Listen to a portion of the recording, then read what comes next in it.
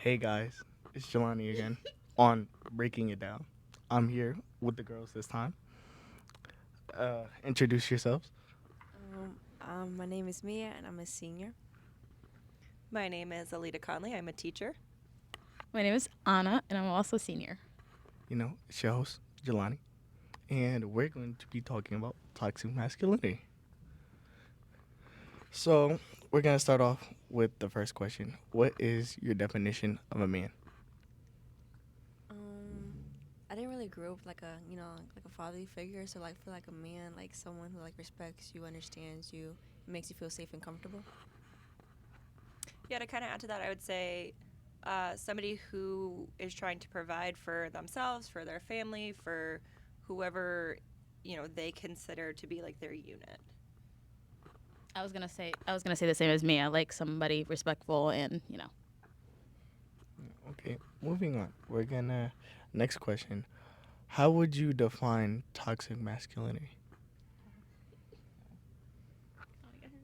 Well, because I feel like this is something that I've seen a lot in schools and just in working with kids. I think there's this notion that you know boys and men shouldn't be showing emotion, shouldn't be embodying what's seen as more feminist traditional. So like they shouldn't be overly emotional. They shouldn't be, um, you know, wanting to take care of a baby or something like that. They should be Hmm? those guys that are going out into the world and they're getting a job and they're being tough and they're being manly. And I think that's what I've seen a lot is like that resistance to showing what's seen as traditionally like feminine roles.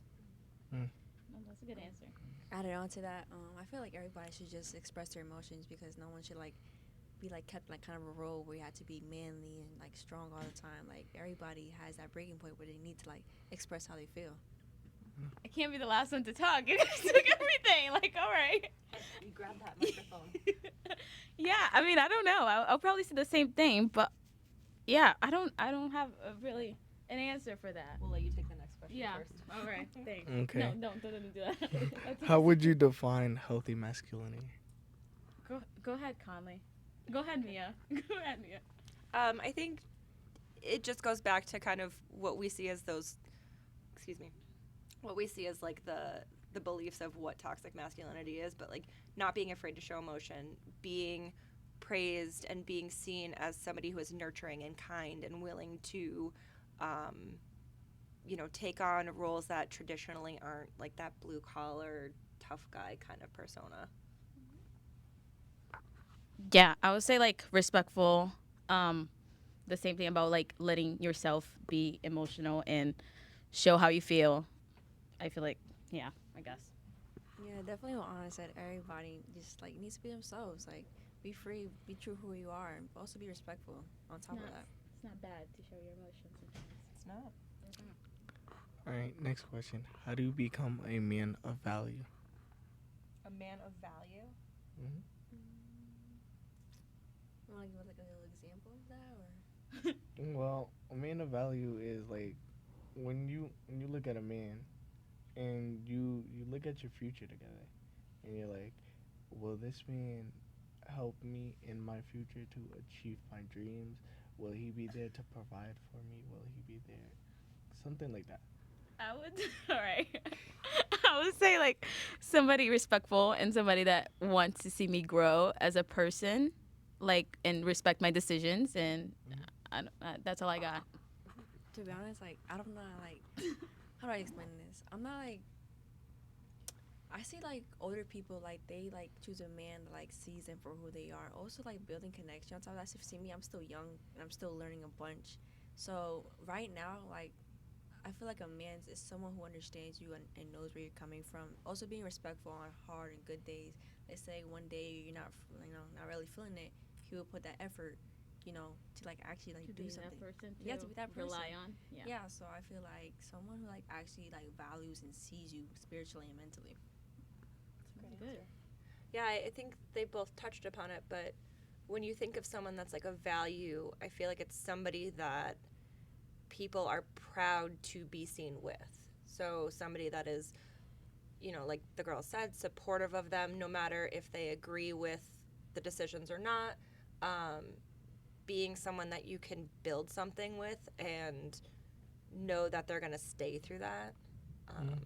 So I would, yeah, what they were saying too. Okay. Next question. What is the difference between a boy and a man? Hold on, I just reading this. I feel like a boy, they have so much room to like grow up, and like build up to himself being a man. Cause some kids, they had to like be a man at such an early age. So I feel like for a boy, they have like certain like levels that they had to like fulfill. Like I feel like they're just growing up, so they're learning things along the way in order like to become a man, I guess. Go ahead. I was going to say, I think a man can take responsibility for their actions. That's what I was gonna say. All And a right. boy is unable to hear constructive take that in. criticism. Yeah, exactly. Yeah. So if you are still a boy, like you're in that kind of adolescent thinking, so you're not able to take responsibility. You make excuses. You make all this, that, and the other. But I feel like if you're a man, you're willing to step up and do what needs to be done, even if it might not be what you want to do. But you can also take responsibility for your actions. Yep, I agree with completely what you just said because it was what I was gonna say. Okay. So, how can a boy become a man? Okay, I think I would say that was one. Responsibilities.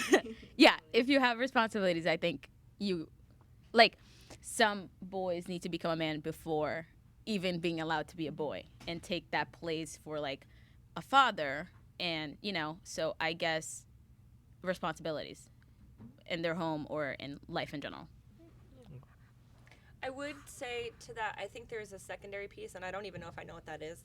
But like Anna said, sometimes kids are thrust into situations where they have to kind of grow up before they physically grow up. So I don't necessarily think that would make someone an adult or make a boy a man or a girl a woman, like that kind of stuff. But I don't know if I know what the piece that needs to be there is. But I think that there has to be a willingness to listen.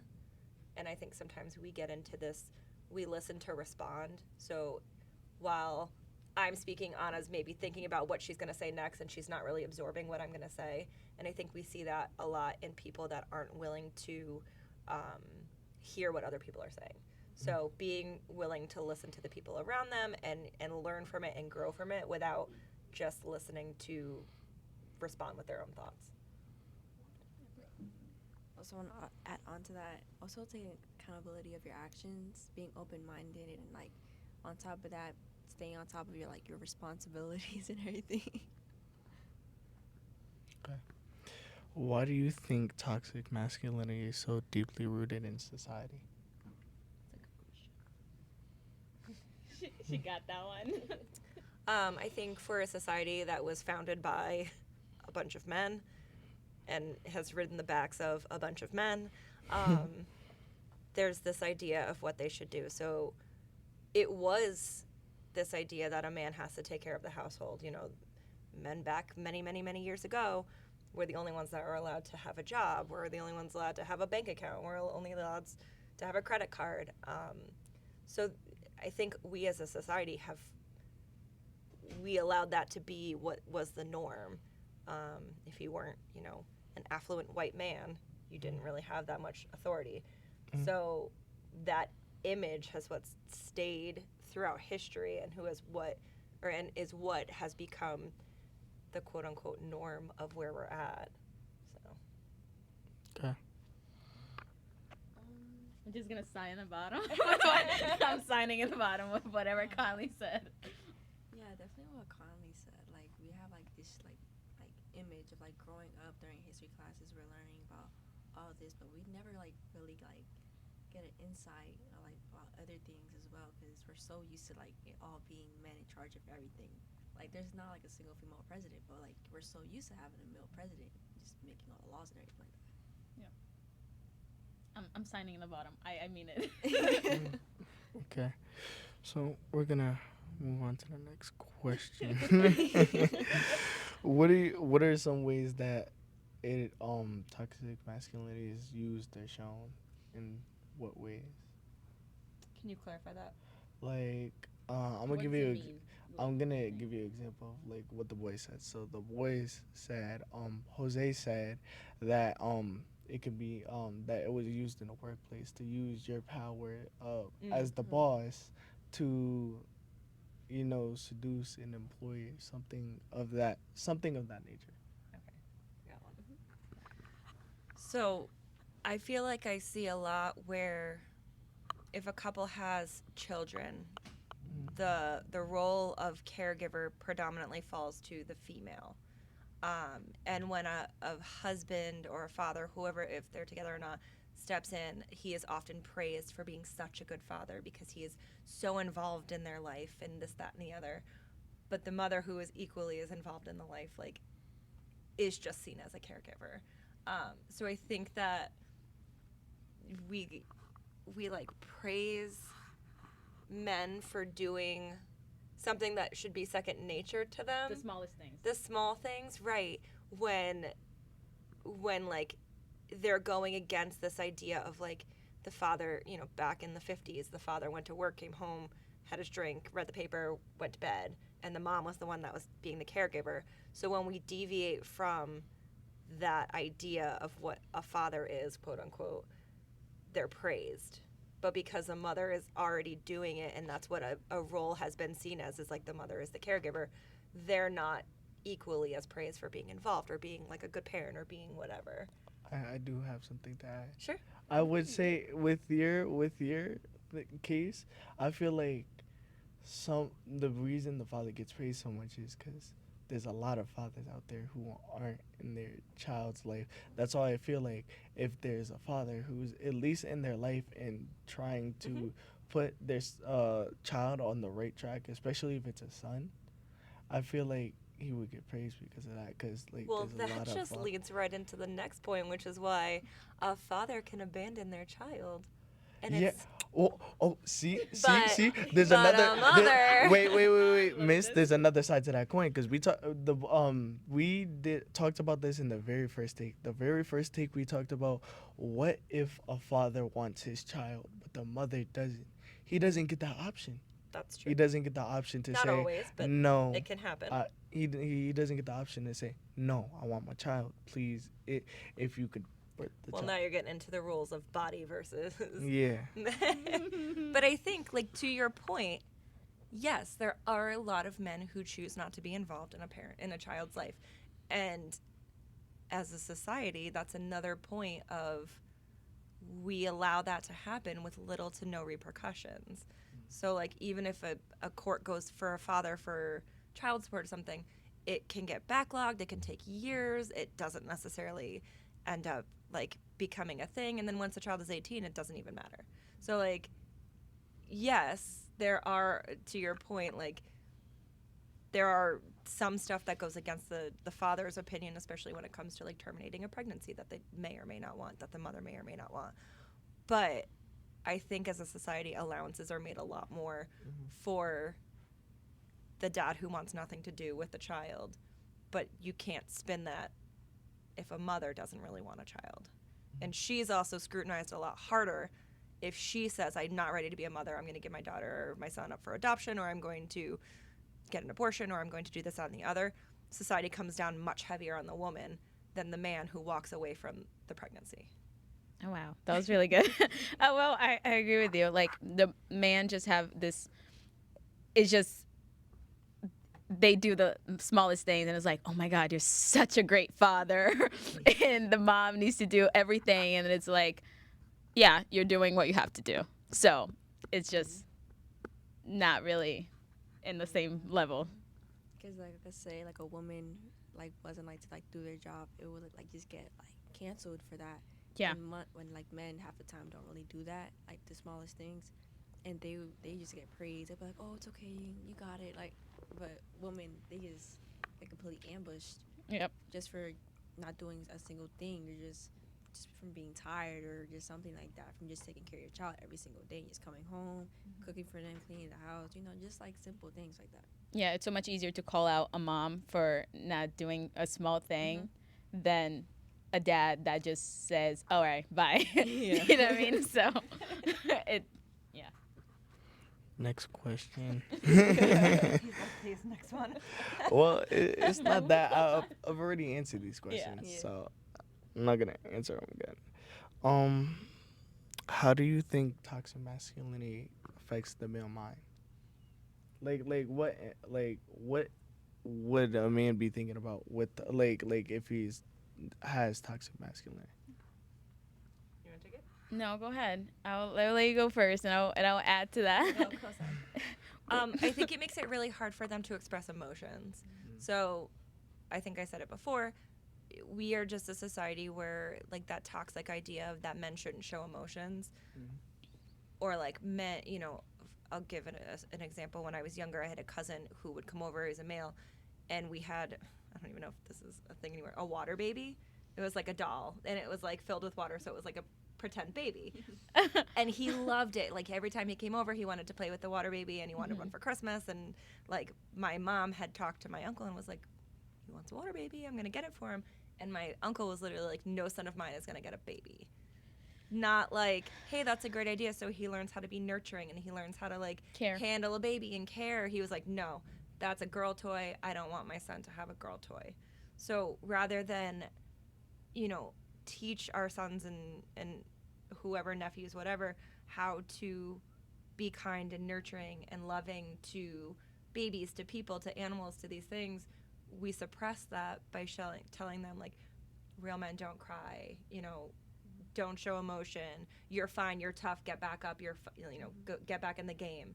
So we make it really hard for them to understand what it's like to show emotion, and then they grow up and they don't show those emotions, and then it can lead to problems down the road. Go for it. Go ahead. So like I feel like for men, like there's like a breaking point where they like all the emotion that they've been holding in for like many years, it just comes out, and like people just like judge them just seeing them just crying all the emotion, because some people, for me, I never seen like my dad cry. I never seen him cry because at a young age he had to grow up and be a man, because it was just him and his mom and his two little siblings. So he had to grow up at a very age, and where he was from is in Puerto Rico. Around that time it wasn't really like okay part, so he had to grow up. He didn't really finish school. He went straight to working, helping his mom out. So just seeing that, like, it shows that my dad, he tries to show emotions once in a while, but like he really can't, because The culture kind of like stops. I'm so glad you said it. It's very cultural, right? Yeah, Yeah. it is. It is. yeah. I feel like I have never seen anybody in my family that is a man cry. See, for me, like, my brother, like, he's like the middle child, but like he's like surrounded by me, my mom, my sister. So like he like we try to like teach him like here and there, like it's okay to show emotion. It's okay. It's okay to cry. be sad. It's Yeah, okay. It literally is, because there's nothing wrong with just showing your emotion. Yeah. Just expressing how you are. But like I try so much, and my dad would be like, "You can cry. It's cool. Like it's fine. Like literally, it's fine." But he's just like, "Oh no. Like I gotta be strong for you guys. Like it's okay to let your guard down. Like once in a while. You know what I'm saying?" You just said a point, like your brother grew up with strong female role models, and I think that to go along with this idea of toxic too, there's so many times that you see someone that was raised by a group of like strong women, and they will get called a sissy, or like, oh, they made you soft because you grew up with women, and like that kind of thing. And you're right, it's very cultural, and it's so interesting to watch like how different cultures are raised on if it's okay or not to show those emotions. I feel like that also lands in my family specifically. The women in my family, they don't do that. they don't show the emotions. I try not to. So I feel like it's not even just men. If you have like, it's just me and my mom. So I try to be tough for her, and I think she tries to do the same for me. So it's, I don't know. Because my mom, she doesn't cry either. Like sorry to Everything's go off topic. fine. Yeah, Everything's but fine. also women, like people don't want to see the women to cry, but like women, like they go through a lot. Yeah. Raising kids. Can I have that back? See, my mom, so my mom moved to like New York when she was just 18, and she, built up a little bit, and she had me. And my dad left. I did not know anything about him, so it was just my mom. And when I was little and like I would struggle. Like she tried her best not to cry because for your child you had to be really strong, and for not to have that like that masculine model right there, like a father figure. Yes, it struggles because your daughter does not have a father figure, just someone to rely on, someone like to protect them. So my mom, And she they took try to on be both. My mom Exactly. took both figures. So whenever like a little father daughter dance came, I was really sad because Yeah. I didn't know. Yeah. So my mom, she would just take me out for the day and just try to Do be something fun. do Mhm. something fun to like Yeah. to not like feel like upset, but like a family, like, oh, I don't have my dad, I'm not like everybody else. My mom showed me like it's okay, it's okay not to have everything. Not everything is perfect. So I feel like around in the cultural, moms, fathers, everybody just tries their best for like their kids and just try to be strong for them. Yep. I had something I forgot. Let's move on. Oh, our cameraman Adrian. Oh. It's more or less about this. So you guys did say that toxic masculinity is like not being able to show your emotions.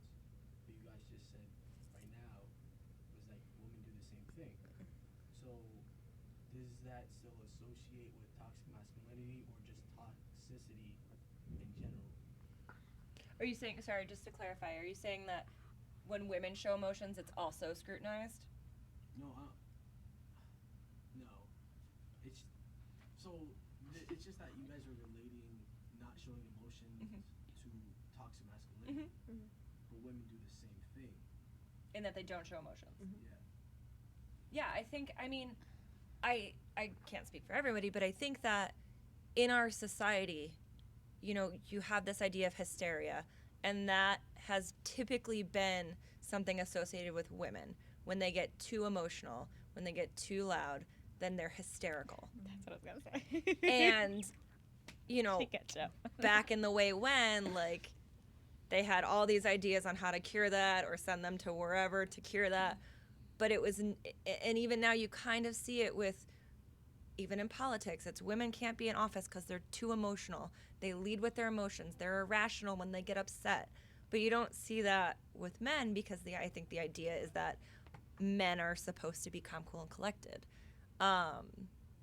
So I think women try not to show those emotions because we have had the opposite effect and the opposite beliefs of where men don't show emotion, women show too much because they're always emotional. So I think it's hard to show emotion as a female because the minute you do, there's this double standard, right? So if I am a boss and I am like cutthroat, then I'm a witch, I'm a whatever. But if like Jelani is the same boss and he's cutthroat, like he is driven, he is like there. So there's always this double standard, and there's unfortunately, I don't think there's any end to that, but That's the thing I forgot that I was gonna say when Mia started talking. It was that when women is seen like crying, they're just they're too emotional. They can't control how they feel, and if we get angry, we are too angry, or we're too much, and we have too many opinions. So yeah, I feel like I'm one of the people that have too many opinions. So Definitely. I was gonna Stand by say that one. something that relates to me. On the one with the boys, we talked about how men either are too high up on the pedestal to get off, or they're too low to where they beat themselves down into a slump, where they hate themselves. They wake up in the morning, look in the mirror, they hate themselves, and they're so far in the slump that they can't get out. They don't know how to get out or how to get off the pedestal. So like I've seen it like in like a lot of like my family. I see like my uncles just struggle because like they like are like, oh, you're a man, you can lift this, you can lift that, and like my uncle he doesn't like hard work and stuff. He doesn't like even sports. He just likes reading a book or just coloring or something, just something like creative to just But he's like he loves engineering, and he was in a construction like company with my uncle, my sister's dad, which is my other uncle, and he's like I don't like it because it's not me. Like everyone in the family says I'm a man because like he's pretty tall, he's pretty buff, like he calls himself a nerd, and like hey like cool, like me too, hey. Yeah, he's like I don't like this. This isn't for me. Like for me, if it was me, I'd rather be like in like engineering something, like somewhere building something, just something like I could just be myself, not somewhere I just don't want to be every day, just being dreadful, waking up, just going to the same place every single day. I want to do something different. And he talked to his dad, and he's like, yeah, it ain't for me no more. And he left, and he started his own company and doing engineering. And like he's like, I feel better now. Got that weight off their chest, because a lot of men who I see is like they hold grudges, deep grudges, like weight, and like they don't talk about it. They don't talk about nothing because they're trying to make somebody else proud. yeah, they're trying to make somebody else. I see a lot of like sons are just trying to make their fathers proud. They really are, and I really see it because I try to make my dad proud too. I really try to, but like I feel like because growing up, I was always daddy's little girl, always outside, always like playing, and like I just try my best. But I feel like fathers always like look towards more their son more. I always see it because my dad, he's like more onto my brother, but like I understand it. I literally understand it because that's your son and you want to build him up. But also, like, I feel like I'm pretty tough, too. Like, I could do the same thing that boys can do. Boys can do the same thing that girls can do. Like, it's literally, people are like, oh, he can't do that. Or she can't do that. It's a manly thing. Like, I feel like, hey, just do whatever, like, what you want to do. Whatever, like, you want to do. Like, whatever makes you feel happy. That's what I feel like. I'm not gonna lie, I never really had that to be like a father son. I had my uncle was my father figure, but he also had two other sons, and my we're a family of boys. I'm not gonna lie. It's like literally my grandmother had like what, two boys, and then her children had like seven boys, Oh, wow. and then there's one that's a newborn that just he's a week and 3 days today, I think. Very cool. No, that's a lie. He's weak in 5 days. Almost there. Yep, a week and 5 days. Yeah. Yep. Yep. But yeah, we're a family of boys. Now I'm gonna move on to the next section because that kind of dragged out. So questions in 3 minutes. Perfect. Okay, 3 minutes. Okay, cool. Let's do that. A minute. I don't think we talked that. Guys, his battery cut out again because his camera's getting hot, yeah. but it's okay. We're good. Okay, we're gonna move on. Do you think we as a society have contained toxic masculinity, or is it still a growing problem? I feel like it's still a growing problem to this It day. is. It is a problem. Because I feel like it's a new generation every single year, and we're still bringing toxic masculinity to every single year. Because I feel like, also at the same time, not as well. At the same time, because I feel like my brother, when he grows up older, he has kids. Maybe like he won't teach him that. He will teach him it's okay to show your emotions. Yeah. I feel like we're showing each other, like I feel like we're slowly growing to we that. slowly are growing, but it's still But it's still a problem. It's a problem in workplaces. It's a problem in our homes. Is a problem everywhere. So I mean, we're growing. We're getting there. I hope so. Yeah. But I don't know. Yeah, I think we are. I think, that's why generations are so important, right? And we see this even on a small scale. Like, when I was younger, tattoos were, like, very forbidden. Like, you didn't want to show that you had, wild piercings besides your ears or a lot of tattoos because the people who were hiring you were not about that life. But now, like, for you guys, the generation before you is the one that is hiring you, and they're the ones that are, like, perfectly fine with it. So we're becoming more kind of... We're evolving. Exactly. We're evolving. We're doing better with acceptance, right? So I think the same goes for this idea of what it means to be masculine. Back when, like, the boomer age was big, it was this idea of, like, the man, and now we're getting into this idea that you can show multiple sides of yourself, and, like, that's still a good thing, and, like, that's still what makes you a man or a female, male or female. Okay. This is the last question. We got 1 minute. How can we move past and heal from toxic gender ideas and behaviors?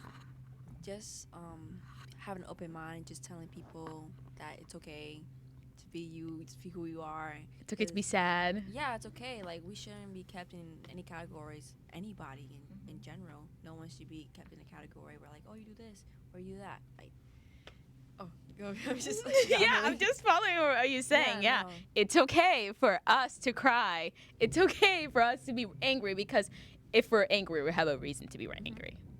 So, I don't know. Go ahead, Conley, carry for us. I mean, I Finish think this. you got. Ooh. Oh, oh. Spill real quick. Hide it. I mean, you two both said it right. Like, we just have to be willing and open to acknowledging that not everyone is the same, and what works for some people don't work for other people. And I think we are heading that way. You know, we see that in a lot of different ways. But being able to accept people as they are, with their likes, their dislikes, their flaws, their whatevers, and not judging them based on what they do differently than you might do differently. So. All right. Thank you guys. This was Breaking It Down with Jelani, Mia, Anna, and Miss Conley. Have a good day. Adios. Bye.